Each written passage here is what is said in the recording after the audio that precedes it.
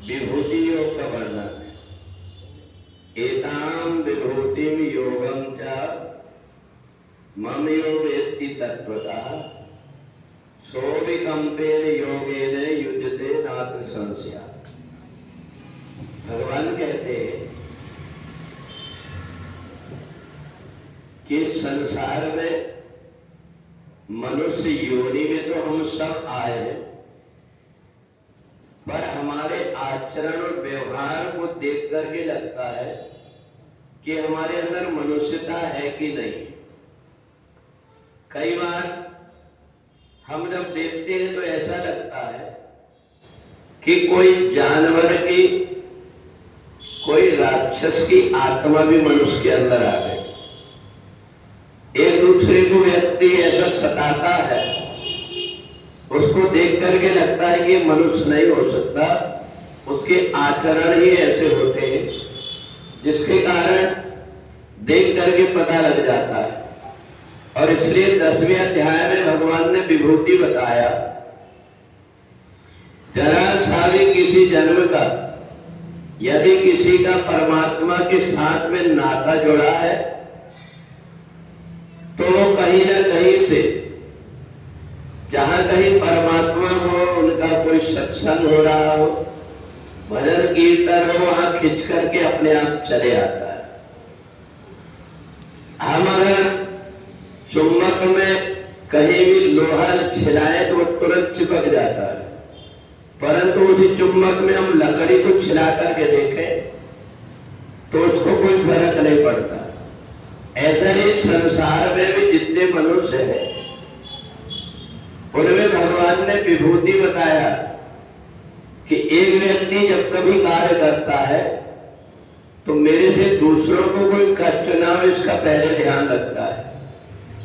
एक व्यक्ति भगवान के मंदिर में आया, अगरबत्ती फाड़ करके तुरंत कचरा कहां फेंक रहा है उसको कोई पता ही नहीं, और वो अपना काम एकदम से जैसे कि कोई मशीन लगी हो और वो मशीन के जैसे काम कर जाता है।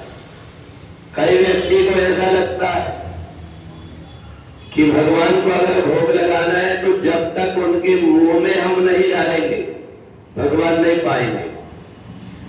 तो अनेक प्रकार के जो व्यवहार एक व्यक्ति वो होता है, चलते चलते उसने देखा कहीं खीरा पड़ा हुआ है, कहीं कांटा पड़ा हुआ है, उसको उठा करके एक तरफ डाल देता है, कहीं किसी के पैर में न लग जाए। आवाज से व्यक्ति ऐसे होते हैं कांटे लेकर के रास्ते में फैला देते ताकि दूसरा व्यक्ति परेशान हो। तो इसलिए अर्जुन ने भगवान से पूछा कि आपके जो ज्यादा निकट है ये पता कैसे लगेगा? बोले उसके व्यवहार से पता लगेगा, उसके आचरण और जो व्यवहार है उसको देख करके लगता है कि ये व्यक्ति के अंदर परमात्मा की विशेष कृपा बनी हुई।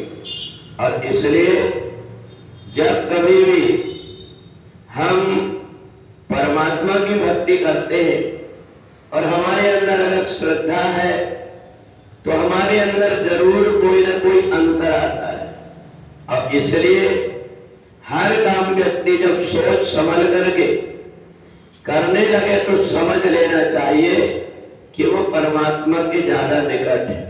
और इसी को भगवान ने पूरे अध्याय में बताया। नदी तो बहुत सारी है, पर गंगा नदी का अधिक प्रभाव है। वृक्ष बहुत से है, परंतु जिसमें बड़ पीपल जैसे वृक्षों का अलग प्रभाव है। ऐसे ही जानवर बहुत से हैं, उनमें कामधेनु का अलग प्रभाव है। इसी प्रकार से जितने तारे हैं उन तारों में भी ध्रुव तारा का अलग प्रभाव है। तो यही बताने के लिए कि मनुष्य में कौन व्यक्ति के अंदर विभूति है, परमात्मा की कृपा झलक रही है, ये उसके आचरण और व्यवहार से देख करके, और व्यक्ति धीरे धीरे करके अपने आचरणों को ऐसा बना लेता है कि ये जो मेरा शरीर है ये भगवान का मंदिर है, इस मंदिर को कैसे संभाल करके रखना है, इसमें किस प्रकार का भोजन करना है, क्या चीज पीना है, पीने खाने से, बोलने चालने का जिसके अंदर व्यवहार आ जाता है, उसका में परमात्मा से नाता जुड़ करके और आवागमन से वो शीघ्र मुक्त हो जाता है। बोले वृंदावन बिहारी लाल